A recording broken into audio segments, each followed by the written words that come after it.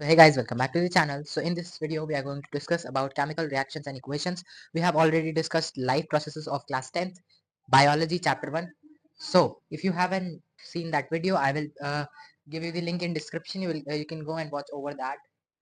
There are too many concepts cleared, and as well as in this video we will cover all the concepts of class 10th chemistry, chemical reactions and equations as we do. So let's start with chemical reaction. देखो हम लोग का chapter का नाम है chemical reaction और equation. तो chemical reaction होते क्या है पहले ये जानना चाहिए। उससे पहले जानना होगा केमिकल चेंज क्या होता है। देखो केमिकल चेंज एक ऐसा चेंज होता है जहाँ पे देखो हमारा जो फिजिकल स्टेट के साथ साथ जो हमारा फिजिकल स्टेट तो बदलेगा या नहीं बदलेगा, लेकिन केमिकल स्टेट जो होता है वो मैटर का बदल जाता है। जैसे कि हमारा हाइड्रोजन एक गैस है, ऑक्सीजन एक गैस है, दोनों को जब हम लोग मिलाते हैं तो वाटर बनता है जो कि एक लिक्विड है। तो गैस से हमारा लिक्विड स्टेट में आना ये केमिकल चेंज होता है। इसी को हम लोग अगर हम स्टेटमेंट में लिखें the reaction in which chemical change takes place, उसी को हम लोग केमिकल रिएक्शन कहते हैं। जैसे कि जो भी रिएक्शन जिसमें केमिकल चेंज हो रहा हो वही केमिकल रिएक्शन होता है। ठीक है, जैसे कि फॉर्मेशन ऑफ वैक्स, वैक्स का फॉर्मेशन बाय बर्निंग कैंडल। ठीक है, बर्निंग कैंडल से हाइड्रोजन और ऑक्सीजन का रिएक्ट होकर वाटर बनाना, कार्बन और ऑक्सीजन का रिएक्ट होकर कार्बन डाइऑक्साइड बनाना, ऑक्सीजन ऑक्सीजन का रिएक्ट होकर ऑक्सीजन का मॉलिक्यूल जैसे O प्लस O हमारा मिलकर बनाता है O2, जिसको हम लोग बोलते हैं ऑक्सीजन। ठीक है, आगे बढ़ते हैं हम लोग। तो केमिकल इक्वेशन क्या होते हैं। देखो केमिकल इक्वेशन वो सिंबल्स होते हैं, सिंबॉलिक रिप्रेजेंटेशन होता है केमिकल रिएक्शन का। जैसे कि हमने लिखा है यहाँ पे हाइड्रोजन और ऑक्सीजन रिएक्ट करके वाटर बनाते हैं। हमने क्लास 9 में पढ़ के आया है कि हाइड्रोजन का सिंबल क्या होता है, सिंबॉलिक फॉर्म H2 होता है, ऑक्सीजन का O2 होता है। जब इन दोनों को हम प्लस करेंगे तो ये क्या देंगे, वाटर देंगे, जिसका केमिकल मॉलिक्यूलर नेम होता है डाई हाइड्रोजन मोनोऑक्साइड यानी कि वाटर H2O। ठीक है, ये होता है, देखो ये सिंबल के फॉर्म में है, हाइड्रोजन का सिंबल H2, ऑक्सीजन का सिंबल O2 और वाटर का सिंबल H2O। इसी को हम लोग बोलते हैं सिंबॉलिक फॉर्म। इसी को हम लोग केमिकल इक्वेशन कहते हैं, स्केलेटल केमिकल इक्वेशन। कई बार इससे क्वेश्चन आया हुआ है। आज के इस वीडियो में हम लोग बोर्ड्स के क्वेश्चन भी हम करेंगे जो कि बोर्ड्स में आए थे। I have the paper, I will see the question and we will do the questions at last. I think you will be doing 95 more than 95% of this question paper of this chapter. So let's start with second topic. तो आगे बढ़ते हैं, देखते हैं chemical जो हमारा equation है उसको हम लोग और इंफॉर्मेटिव कैसे बनाएंगे। जैसे कि हमारा जो फिजिकल स्टेट है, फिजिकल स्टेट जैसे हमारा फिजिकल स्टेट मतलब या तो वो सॉलिड है या तो वो लिक्विड है या तो वो गैस है। तो सॉलिड के लिए हम लोग क्या लिखते हैं, ब्रैकेट में S, लिक्विड के लिए L और गैस के लिए G या ठीक है, सिंपल। और अगर गैस हमारा जो इवेल्युएट हो रहा है बाहर निकल रहा है तो उसको हम लोग ऐसे एरो से डिनोट करते हैं। ठीक है, फिजिकल स्टेट एक हो गया।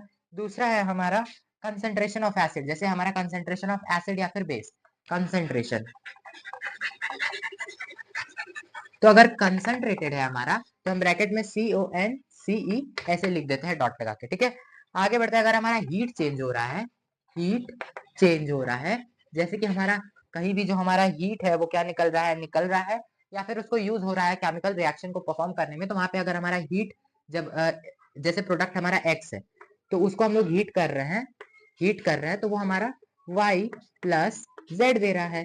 कुछ X प्रोडक्ट है जिसको हीट करने पे वो Y और Z दे रहा है।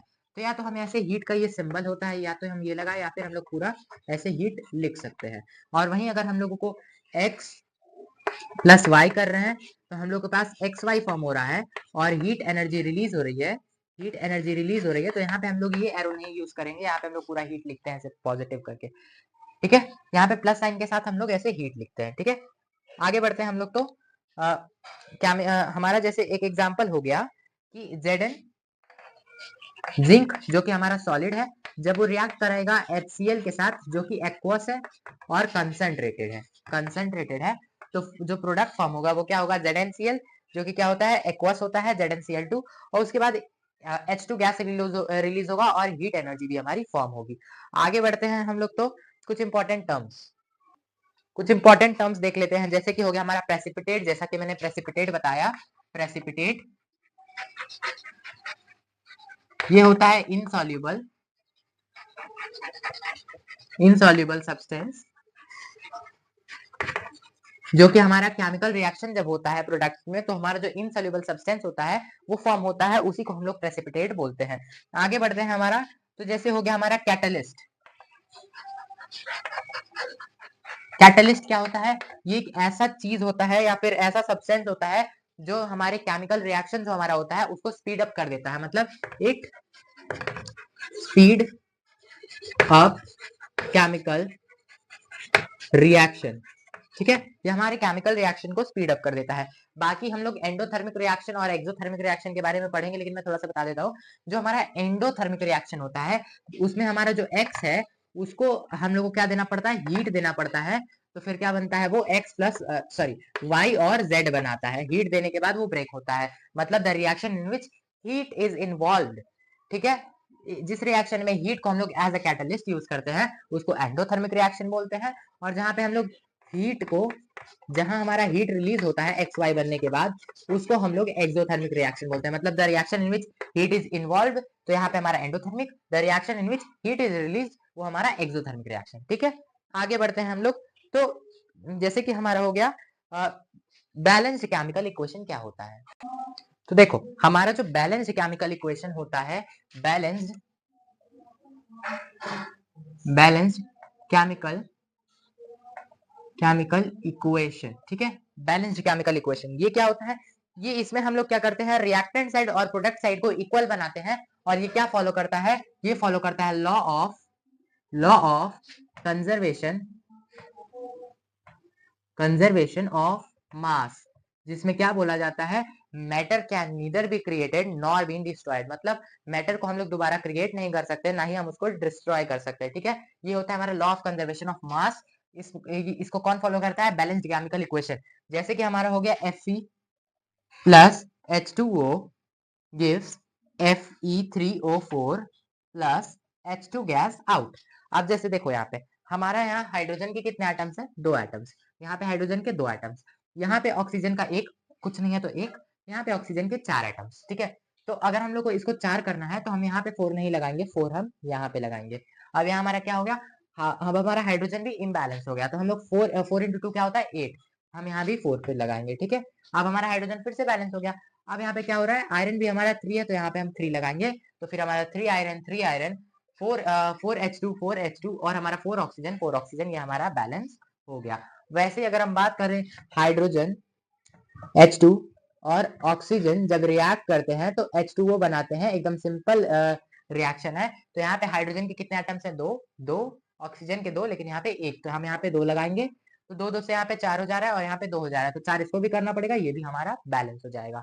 ठीक है, आगे बढ़ते हैं हम लोग। तो फिर हमारे पास है, जैसे कि हो गया हमारा केमिकल रिएक्शन कितने टाइप्स के होते हैं। तो देखो यहाँ पे हम फ्लो चार्ट में एक्सप्लेन कर देते हैं, बाकी सबको हम लोग डिटेल में पढ़ेंगे। देखो केमिकल रिएक्शन हमारा जो होता है वो 4 टाइप्स में होता है। अब किसी किसी बुक में ये आपको 6 टाइप्स का दिख जाएगा। एंडोथर्मिक रिएक्शन, एक्सोथर्मिक रिएक्शन को कंसीडर किया जाता है, या फिर किसी किसी में हमारा रिडॉक्स रिएक्शन को कंसीडर किया जाता है कि ऑक्सीडेशन भी हो रहा है, रिडक्शन भी हो रहा है, इसको लेके 6। और कई कई लोग तो मतलब एकदम एनसीईआरटी के अलग ही चलते हैं, जैसे कि केमिकल रिएक्शन को 3 टाइप्स में क्लासिफाई करते हैं। एक होता है कॉम्बिनेशन, दूसरा डिकम्पोजिशन, तीसरा डिस्प्लेसमेंट रिएक्शन। आप फिर वो डिस्प्लेसमेंट को फर्दर 2 टाइप्स में क्लासिफाई करते हैं, जो कि एनसीईआरटी के अकॉर्डिंग गलत है। तो एनसीईआरटी के अकॉर्डिंग हमारे जो केमिकल रिएक्शन होते हैं 4 टाइप्स के होते हैं। पहला होता है कॉम्बिनेशन रिएक्शन, दूसरा डिकम्पोजिशन रिएक्शन, तीसरा डिस्प्लेसमेंट रिएक्शन, और चौथा डबल डिस्प्लेसमेंट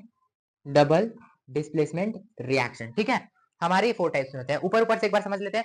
कॉम्बिनेशन रिएक्शन, जैसे कि नाम से पता चल रहा है, 2 लोग कंबाइन करेंगे और एक प्रोडक्ट बनेगा, 2 लोग मिलके एक प्रोडक्ट बनाएंगे, वहां पे कॉम्बिनेशन रिएक्शन। डिकम्पोजिशन रिएक्शन मतलब एक प्रोडक्ट जो बनेगा, मतलब इसका नहीं, एक प्रोडक्ट रहेगा, वो फिर डिकम्पोज मतलब फर्दर डिवाइड होके 2 प्रोडक्ट्स बनाएगा या फिर 2 से ज्यादा प्रोडक्ट्स बनाएगा।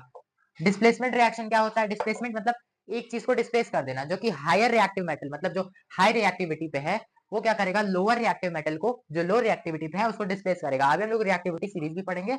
उसके बाद डबल डिस्प्लेसमेंट रिएक्शन में क्या होता है? यहाँ पे चेंज ऑफ आयंस होता है, मतलब यहाँ पे जो आयंस होते हैं वो चेंज होते हैं। जैसे कि हमारा होता है जो रिएक्शन हमने पढ़ा था फॉर्मेशन ऑफ प्रेसिपिटेट में, और इसमें लगभग हर रिएक्शन में प्रेसिपिटेट फॉर्म होता है। ठीक है, आगे बढ़ते हैं हम लोग तो कॉम्बिनेशन रिएक्शन की तरफ अच्छे से डिटेल डिस्कशन करते हैं। जैसे कि हमारा जो कॉम्बिनेशन रिएक्शन होता है वो क्या होता है? यहाँ पे टू और मोर सब्सटेंस रिएक्ट, मतलब दो या दो से ज्यादा सब्सटेंस एक साथ रिएक्ट करते हैं, कंबाइन होते हैं और एक सिंगल प्रोडक्ट फॉर्म होता है, इसी को हम लोग कॉम्बिनेशन रिएक्शन कहते हैं। जैसे कि हमारा ए प्लस बी मिलके हमारा क्या बनाता है, ए बी। यहाँ पे दो सब्सटेंस थे, मिलके क्या बन गया, एक। यहाँ पे तीन रहेंगे तभी बनेगा एक, यहाँ पे चार रहेंगे फिर भी बनेगा एक। इसका एक बेस्ट एग्जाम्पल है, जैसे कि एग्जाम्पल हर क्वेश्चन में पूछा लगभग आता है ये स्कूल के एग्जाम्स में, two hydrogen plus oxygen give two water के मॉलिक्यूल्स, ठीक है। अब देखो यहाँ पे हमारा एक टेस्ट आता है, कार्बन डाइऑक्साइड टेस्ट, जो कि हम लोग लाइम वाटर की हेल्प से आइडेंटिफाई करते हैं। जैसे कि हमारा कोई रिएक्शन है x प्लस वाई, यहाँ पे एक्स वाई बन रहा है और साथ में CO2 गैस निकल रही है, तो हम लोग CO2 गैस को आइडेंटिफाई करेंगे लाइम वाटर टेस्ट से। कैसे करेंगे, पहले हम लोग इसको क्या करेंगे, लाइम वाटर के थ्रू पास कराएंगे, और लाइम वाटर जो हो जाएगा अगर वो मिल्की हो जाएगा तो वहां पे हम लोग को अगर पता चल जाएगा कि ये कार्बन डाइऑक्साइड है। अगर हम लोग इसको एक्सेस में, इससे क्वेश्चंस आते हैं, एक्सेस में पास कराएंगे तो फिर से ये पहले की तरह रिएक्शन को बना लेगा, जो मिल्की अपीयरेंस था वो गायब हो जाएगा। आगे बढ़ते हैं हम लोग डिकम्पोजिशन पे, ठीक है। तो स्टार्ट करते हैं हम डिकम्पोजिशन रिएक्शन। तो डिकम्पोजिशन रिएक्शन क्या होता है, यहाँ पे एक सिंगल रिएक्टेंट होता है, वो डिकम्पोज यानी कि ब्रेक डाउन होता है। डिकम्पोज मतलब ब्रेक डाउन होना इनटू मल्टीपल प्रोडक्ट्स, मतलब अलग अलग प्रोडक्ट्स में एक सिंपल सब्सटेंस जो होता है वो क्या होता है, हमारा ब्रेक डाउन होता है।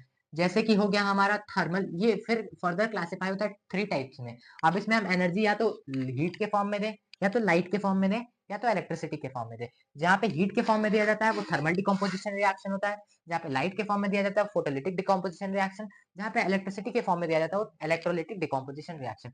थर्मल जो होता है उसका एग्जांपल है जैसे कि कैल्शियम कार्बोनेट जो है, अगर हम उसको हीट करेंगे तो कैल्शियम ऑक्साइड और कार्बन डाइऑक्साइड गैस जो होगी हमारी पास होगी। और वहीं अगर हम लोग लाइट की हेल्प से करें तो जो हमारा AgBr मतलब सिल्वर ब्रोमाइड होता है, वो हमारा सिल्वर और हमारा ब्रोमीन में ब्रेक डाउन हो जाएगा। इलेक्ट्रोलिटिक डिकम्पोजिशन का एग्जांपल जो है, जैसे कि हमारा वाटर का मॉलिक्यूल है, इसको अगर हम लोग इलेक्ट्रिसिटी देते हैं तो हमारा ये हाइड्रोजन और ऑक्सीजन में फर्दर ब्रेक डाउन हो जाता है। देखो आगे हमारा डिस्प्लेसमेंट रिएक्शन। देखो यहाँ पे क्या होता है, जो हमारा हाई रिएक्टिव मेटल होता है या फिर एलिमेंट होता है, वो डिस्प्लेस कर देता है लेस रिएक्टिव एलिमेंट को, ठीक है, रिएक्शन के अंदर। जैसे कि हमारा x प्लस वाई जेड है, तो हमारा यहाँ पे क्या बना देगा, एक्स जेड, और y को वो अलग कर देगा एज। यहाँ पे हम लोग को क्या समझ में आ रहा है, जो x है वो हमारा y से ज्यादा रिएक्टिव है। x जो है हमारा y से ज्यादा रिएक्टिव है। इस बार रिएक्टिविटी से हमारे पास क्वेश्चन आए थे बोर्ड्स के एग्जाम में।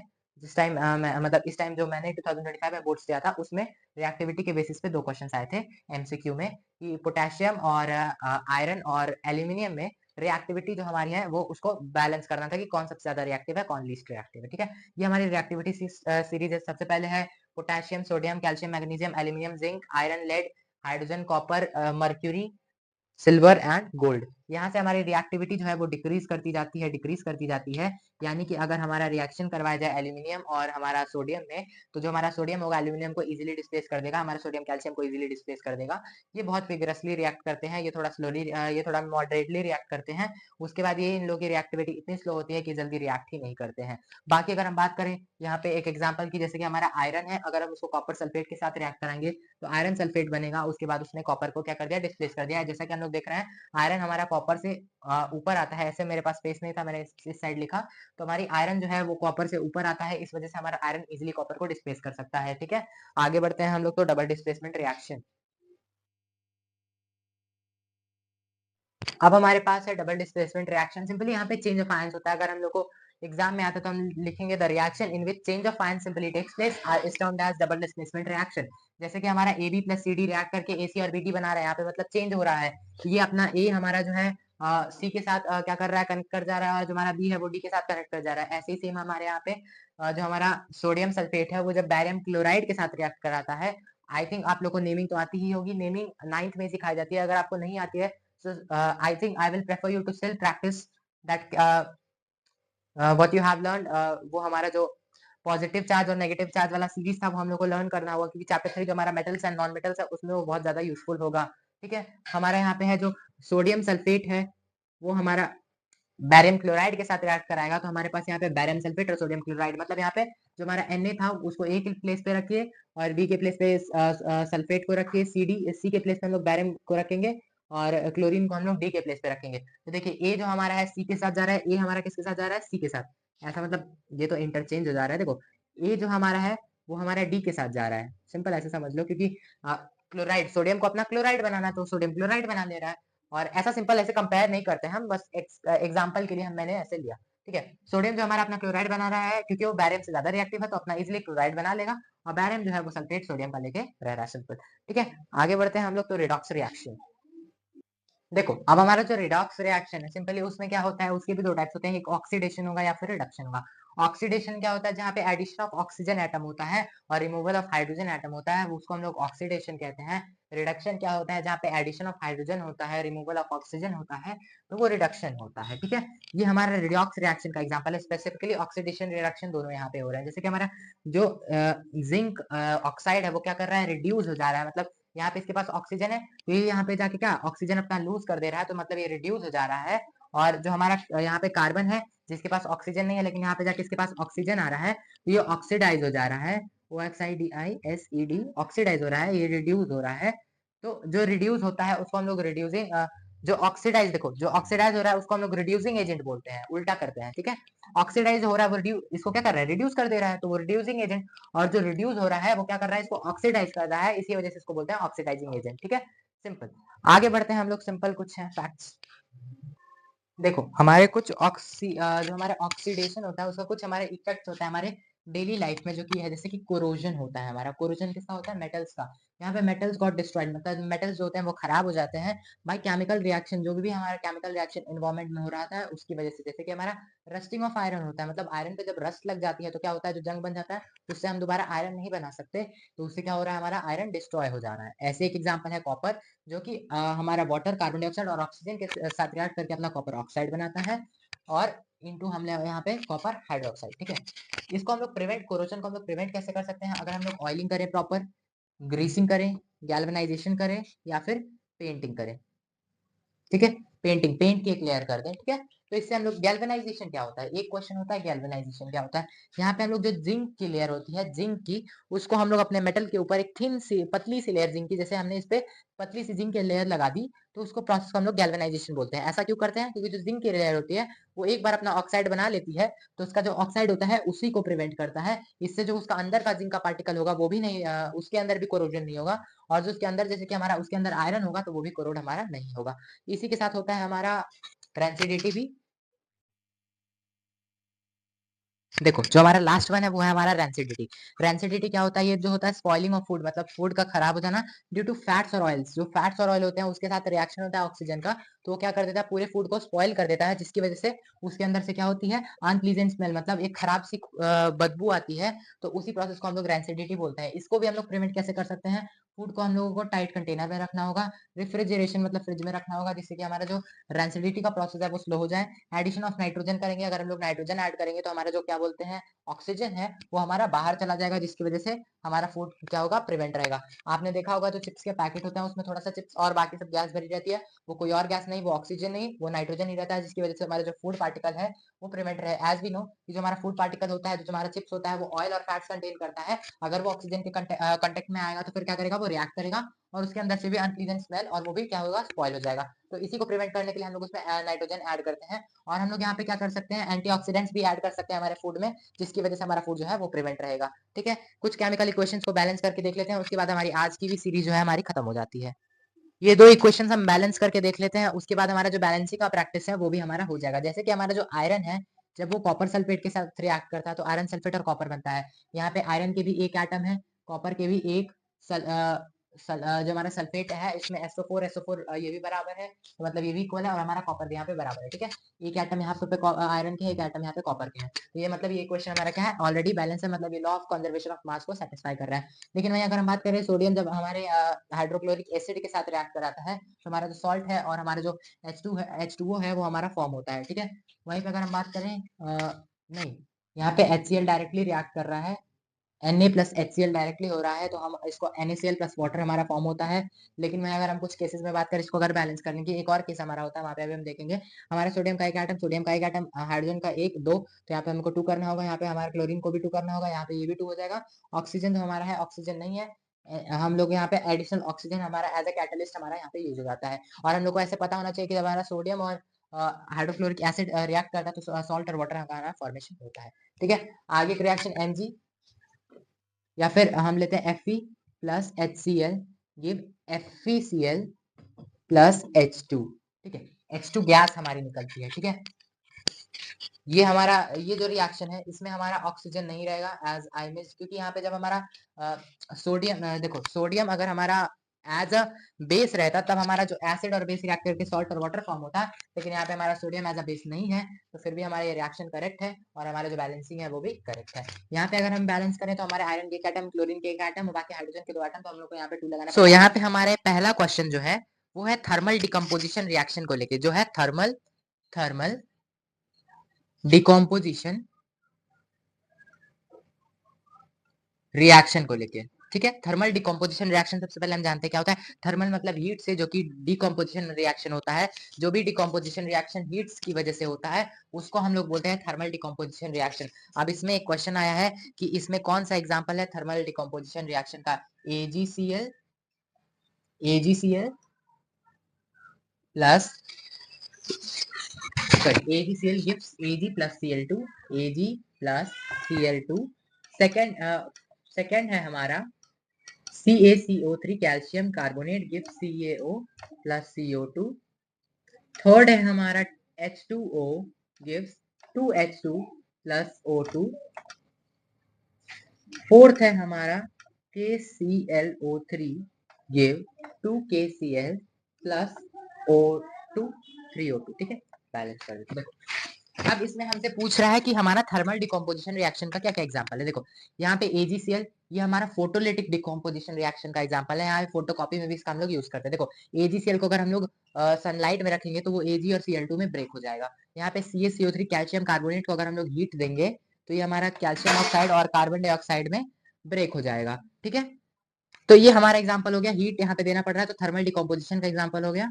और H2 और O2 जब हम H2O जब हमारा ब्रेकडाउन होता है यहाँ पे इलेक्ट्रोलिसिस होता है, मतलब यहाँ पे हम लोग इलेक्ट्रिसिटी देते हैं। इलेक्ट्रिसिटी देंगे तो ये हमारा नहीं होगा एग्जाम्पल, क्योंकि यहाँ पे हमको हीट एज ए एनर्जी देना है, ठीक है। और यहाँ पे हमारा केस एक सेकेंड, हाँ, पोटेशियम पोटेशियम ऑक्सीक्लोराइड है, तो यहाँ पे हमारा KCl और ऑक्सीजन में ब्रेकडाउन हो रहा है, तो ये भी हमारी हीट के प्रेजेंस हीट देने पे ही होता है, क्योंकि ये हाईली रिएक्टिव है। तो हमारा ऑप्शन जो हो जाएगा वो हो जाएगा सेकंड एंड फोर्थ, ठीक है। यहाँ पे एग्जांपल कौन कौन सा है, सेकंड और फोर्थ। आगे बढ़ते हैं तो क्वेश्चन पे,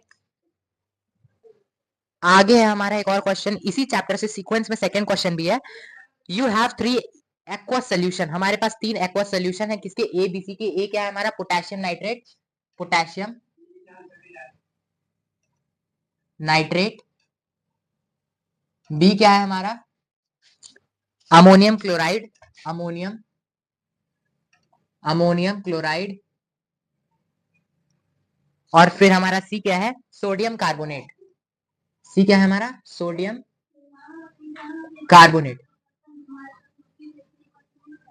ठीक है। देखो पोटेशियम हमारा के आ गया, ठीक है। आगे सिर्फ हम फर्स्ट वर्ड देखेंगे, अमोनिया NH3 आ गया, सोडियम Na आ गया, ठीक है। अब इनमें हम लोग हाईली रिएक्टिव मेटल देखेंगे, तो देखो ऑप्शन हमारे पास है, सबसे ज्यादा रिएक्टिव है हमारा A, उसके बाद फिर B, फिर C, या फिर A C B, या फिर B C A, या फिर A C B, ठीक है। यहाँ पे मैंने इस क्वेश्चन में गड़बड़ी ये कर दी थी कि मैंने सीक्वेंस उल्टा देख लिया था, मैंने ये एरो नहीं दिया था, इसी वजह से मेरा 1 मार्क यहाँ पे साइंस में मेरा कट गया था। लेकिन you have to notice that कि हमारे पास यहाँ क्या है, पोटेशियम नाइट्रेट है, तो पोटेशियम हमारा सोडियम से ज्यादा रिएक्टिव होता है एज वी नो, तो पोटेशियम हमारा आगे आएगा सोडियम के, तो ए हमारा सी से आगे आएगा, तो ये वाला ऑप्शन देखिए। यहाँ भी सी हमारा, देखिए यहाँ पे सीक्वेंस तो सेम है, लेकिन यहाँ जो हमारा एरो लेस देन और ग्रेटर देन का एरो है, यहाँ पे डिफरेंस है। तो यहाँ पे हमारा क्या हो जाएगा, देखो ए हमारा ग्रेटर देन सी है, ए हमारा ग्रेटर देन सी है, सही है। जो बी है हमारा स्मॉलर देन, फिर क्या है, सी है, तो फिर भी हमारा स्मॉलर देन सी है, तो ये हमारा ऑप्शन करेक्ट हो जाएगा। लेकिन मैं ये करके आया था जो कि बिल्कुल गलत है, यहाँ पे मेरा 1 मार्क डिडक्ट हो गया था। So I think these 2 questions will help in your further exams. If you have still curious about this chapter, you can ask me in comment, and have a nice day. Bye bye.